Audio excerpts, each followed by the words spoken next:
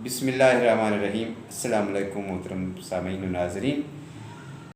मैं डॉक्टर हनीफ मलिक, आप देख रहे हैं मेरा यूट्यूब चैनल मदावा क्लिनिक। और आपसे मुलाकात होती है तिब्बी हवाले से, मेडिकल के जो हमारी होती हैं मौज़ूआत।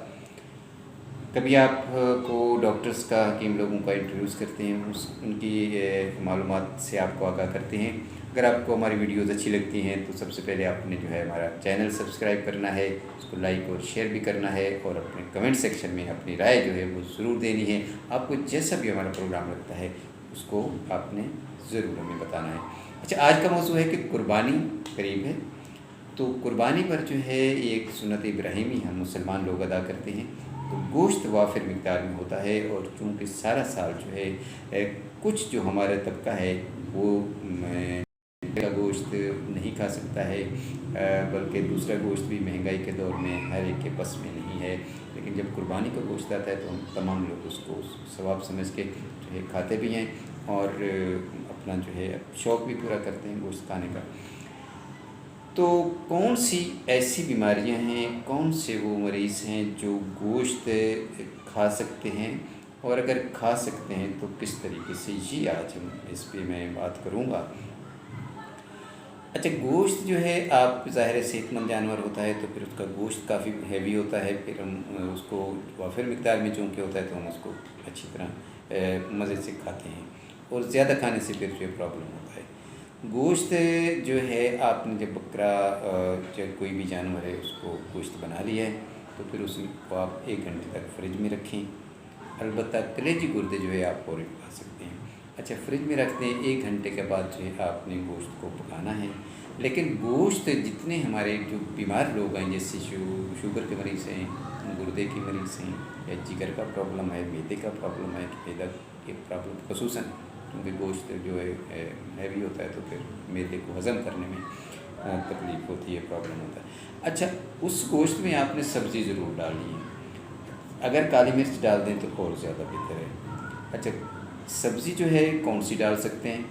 कद्दू, टिंडे, घिया तोरी, और इसके अलावा कोई सी भी सब्ज़ी जो है आपको जो पसंद है उसमें वो ज़रूर डालिए, तो गोश्त सब्ज़ी गोश्त बन जाएगा।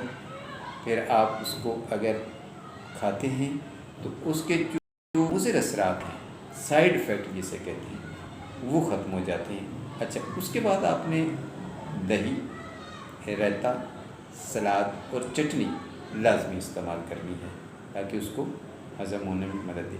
अच्छा, उसके ऊपर आपने बोतल नहीं पीनी है, जो आप कोल्ड ड्रिंक पीते हैं वो नहीं पिए, ठीक है?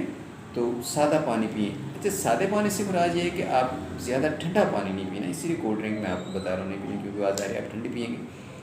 तो सादा पानी पीना है, और वो ज़्यादा ठंडा ना हो, नॉर्मल पानी हो, और अगर मुमकिन हो तो खाने से पहले पी लें आधा घंटा, या फिर आधा घंटा बाद में पी लें, खाने से फ़ौरन बाद पानी नहीं पिए। अच्छा, फ्रूट का जो इस्तेमाल है उसमें जो है आप आलू बुखारा इस्तेमाल कर सकते हैं, क्योंकि उसकी तासीर ठंडी है, वो इस्तेमाल कर सकते हैं। नींबू भी इस्तेमाल कर सकते हैं, अपना स्कंज भी इस्तेमाल कर सकते हैं, लेकिन शुगर की मरीज़ स्कंज का इस्तेमाल नहीं करें।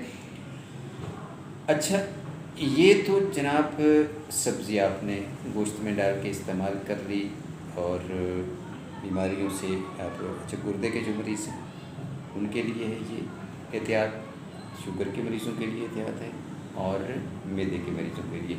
अच्छा, मैदे के जो मरीज़ हैं अगर लाल मिर्च से अवॉइड करें तो ज़्यादा बेहतर होगा, काली मिर्च का इस्तेमाल करें।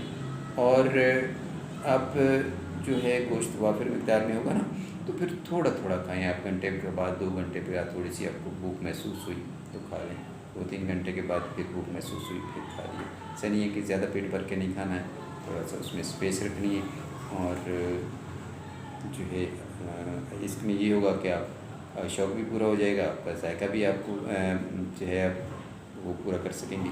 अगर आपको आज की वीडियो अच्छी लगी है तो कमेंट सेक्शन में ज़रूर हमें बताइएगा। कुछ सवाल पूछना हो तो ज़रूर पूछिएगा, मैं हाज़िर हूँ। मिलेंगे नेक्स्ट वीडियो में किसी नए मौजू के साथ, तब तक इजाज़त दीजिए। अल्लाह हाफ़िज़।